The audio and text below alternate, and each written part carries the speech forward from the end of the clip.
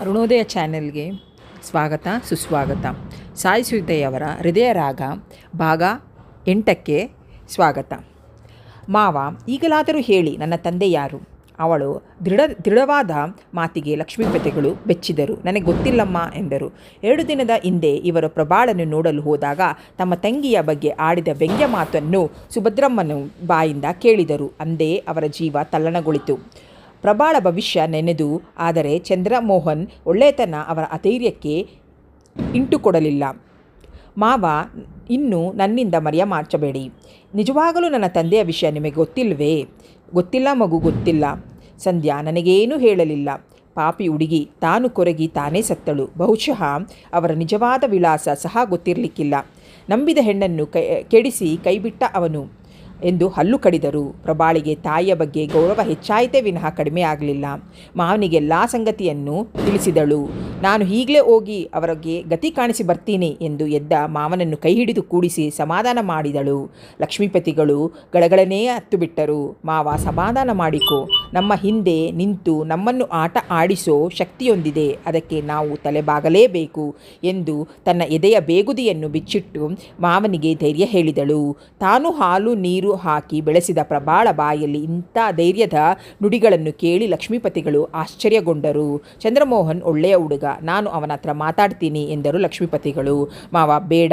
ಅವರ ತಾಯಿಯ ನೋಯಿಸೋಕೆ ಎಂತಹ ಸಮಯದಲ್ಲೂ ಇಷ್ಟಪಡೋಲ್ಲ. ಈಗ ನನಗಾಗಿ ನೋಯಿಸಲು ಹೊರಟರು ಅವರು ಸುಖವಾಗಿರೋಲ್ಲ. ಕಾಲ ನನ್ನನ್ನು ಮರೆಸಿ ಅವರನ್ನು ಸುಖವಾಗಿಡಬಲ್ಲದ್ದು. ನನಗೆ ಅಷ್ಟೇ ಸಾಕು ಎಂದು ಮಾವನ ಕೈ ಹಿಡಿದು ಗಳಗಳನೆ ಹತ್ತು ಬಿಟ್ಟಳು. ಲಕ್ಷ್ಮೀಪತಿಗಳು ಕಲ್ಲಿನಂತೆ ಕುಳಿತೇ ಇದ್ದರು. ಹಾಸಿಗೆಯ ಮೇಲೆ ಮಲಗಿ ಹೊರಳಾಡಿದರೂ ಪ್ರಭಾಳಿಗೆ ನಿದ್ದೆ ಬರಲಿಲ್ಲ. ಗಂಡನ ತೋಳನ್ನು ತಲೆದಿಂಬನಾಗಿಸಿ ಅವನು ಬಿಸಿ ಅಪ್ಪಿಗೆಯಲ್ಲಿ ಮಲಗುತ್ತಿದ್ದವಳು ಇಂದು ಒಂಟಿಯಾಗಿ ರಾತ್ರಿ ಕಳೆಯುವುದು ಬಹಳ ಪ್ರಯಾಸವೆನಿಸಿತು. ಅವರನ್ನು ನೋಡದೆ, ಅವರು ಒಡನಾಟವಿಲ್ಲದೆ ತಾನು ದಿನಗಳನ್ನು ಕಳೆಯಲಾರೆ. ಬೆಳಗಾದ ಕೂಡಲೇ ಹೋಗಿಬಿಡಬೇಕೆಂದು ಅವರು ಎಷ್ಟು ಸಲ ನಿಂದಿಸಿದರೂ, ಅವರು ಮನೆಯಿಂದ ತಳ್ಳಿದರೂ ತಾನು ಬರಬಾರದೆಂದು ನಿರ್ಧರಿಸಿಕೊಂಡಳು. ಆ ನಿರ್ಧಾರ ಬೆಳಗ್ಗೆ ತಾಯಿಯ ಫೋಟೋ ನೋಡುತ್ತಿದ್ದಾಗೆ ಗಾಳಿಪಟವಾಯಿತು. ಕ್ಲಿನಿಕ್ ಬಂದ ಚಂದ್ರಮೋಹನ್ ಸಮಾಧಾನವೇ ಇರಲಿಲ್ಲ. ಯಾರು ಏನಾದರೂ ಅನ್ನಲಿ, ತಾಯಿ ಏನಾದರೂ ಅನ್ನಲಿ, ತಾನು ಪ್ರಭಾಳ ಬಳಿಗೆ ಹೋಗಬೇಕು, ಅವಳನ್ನು ಬಿಟ್ಟು ಇರಲಾರೆ ಎಂದು ಏನೇನೋ ನಿರ್ಧರಿಸಿಕೊಂಡ. ಮಧ್ಯಾಹ್ನ ಮನೆಗೆ ಬಂದ. ತಾಯಿಯ ಮುಖ ನೋಡುತ್ತಲೇ ಅವನ ನಿರ್ಧಾರ ಬದಲಾಯಿತು.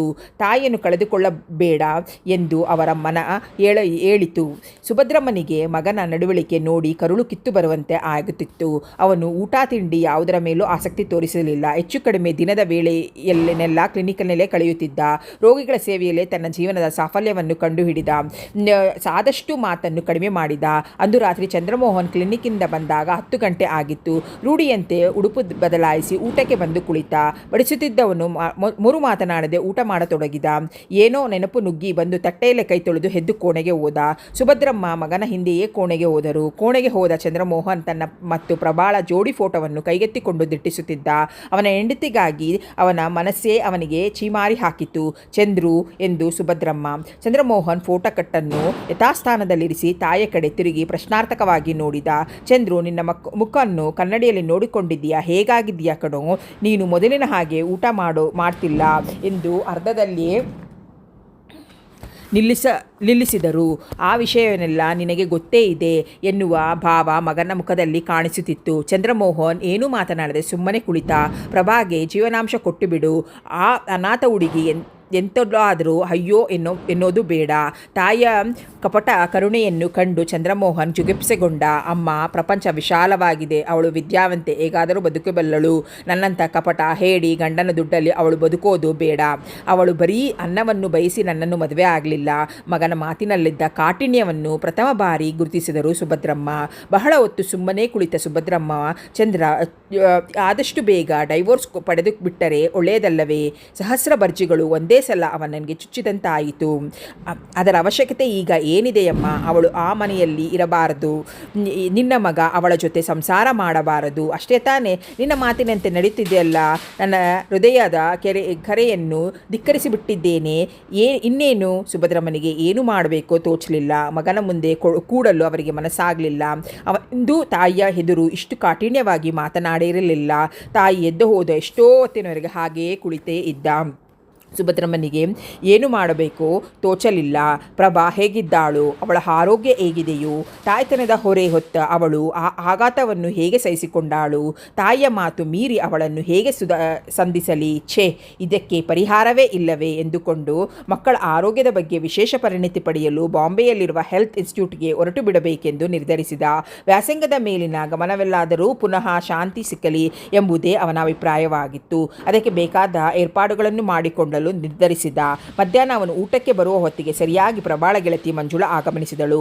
ಚಂದ್ರಮೋಹನ್ಗೆ ಅವಳ ಮೇಲೆ ಬಹಳ ಅಭಿಮಾನ. ಪ್ರಭಾಳು ತನ್ನ ಕ್ಲಿನಿಕ್ಗೆ ಅವಳು ಕರೆದುಕೊಂಡು ಬಂದಿದ್ದಳೆ. ಅವಳು ತನ್ನ ಸಂಗಾತಿಯಾಗುವುದು ದೂರದ ಮಾತಾಗಿತ್ತು. ತಮ್ಮಿಬ್ಬರ ನಡುವೆ ಅನುರಾಗ ಬೆಳೆಯಲು ಮಂಜುಳಾಲೇ ಕಾರಣ ಅವನ ಅಭಿಪ್ರಾಯ.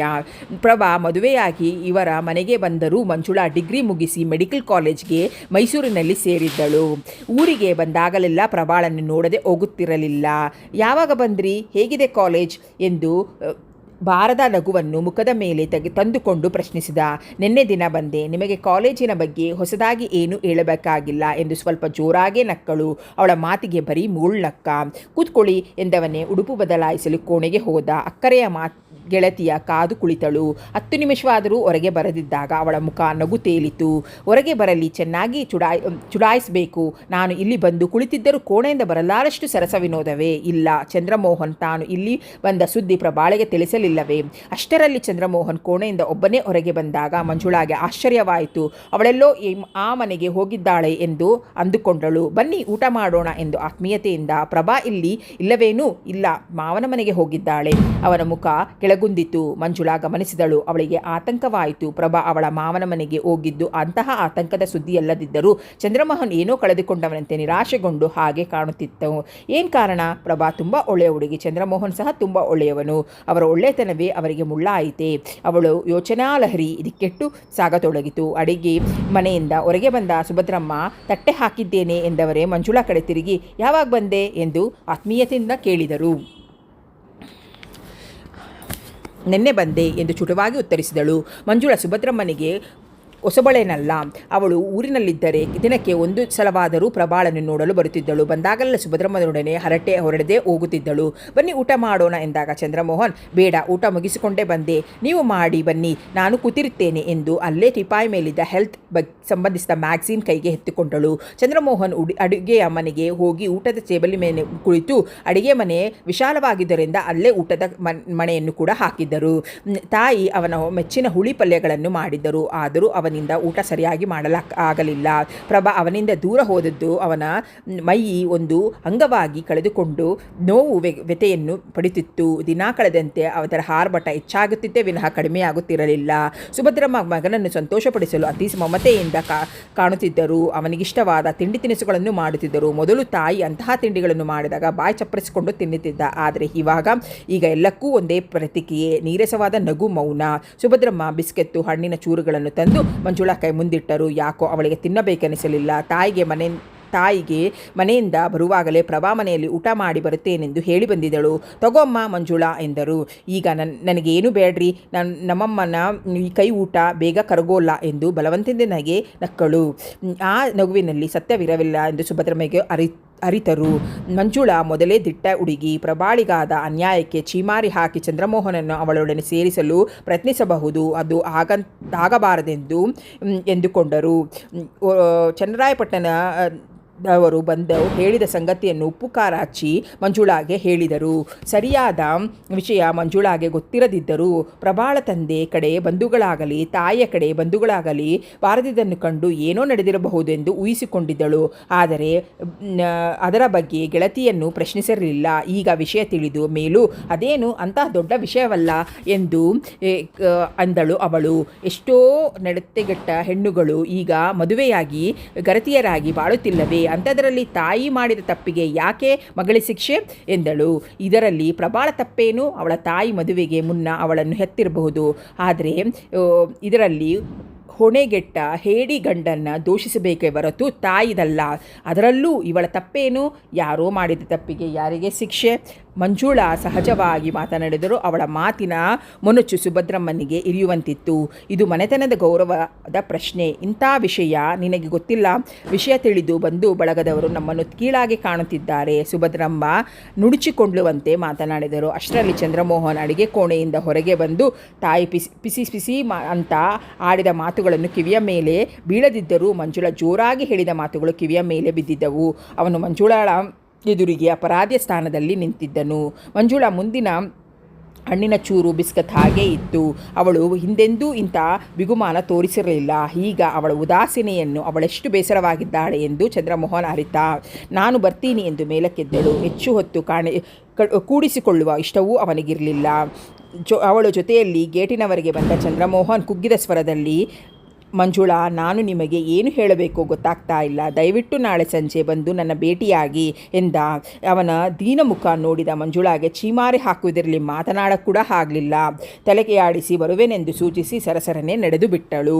ಹಾಸಿಗೆ ಮೇಲೆ ಮಲಗಿ ಪುಸ್ತಕ ಓದುತ್ತಿದ್ದ ಪ್ರಭಾ ಗೆಳತಿಯ ಧ್ವನಿ ಕೇಳಿ ಎದ್ದು ಬಂದು ಬಾಗಿಲು ತೆಗೆದಳು. ತನ್ನ ಎದೆಯ ಸುಡುತ್ತಿದ್ದ ನಿರಾಶೆ ವ್ಯಥೆಯನ್ನು ಬಿಚ್ಚಿಟ್ಟು ನಗುವಿನ ಮುಖವಾಡ ಧರಿಸಿ ಸ್ವಾಗತಿಸಿದಳು. ಯಾವಾಗ ಬಂದೆ? ನೀನು ಬರೋ ವಿಚಾರ ನನಗೆ ಗೊತ್ತೇ ಇರಲಿಲ್ಲ ಎನ್ನುತ್ತಾ ಅವಳಿಗೆ ಮೊದಲೇ ತಾನೇ ಕುಳಿತಿದ್ದಳು ಪ್ರಭಾ. ಬಯಕೆಯ ಜೊತೆ ವಿರಹದ ಆಘಾತ ಅವಳನ್ನು ಘಾಸಿಗೊಳಿಸಿ ಬಲಹೀನ ಮಾಡಿತ್ತು.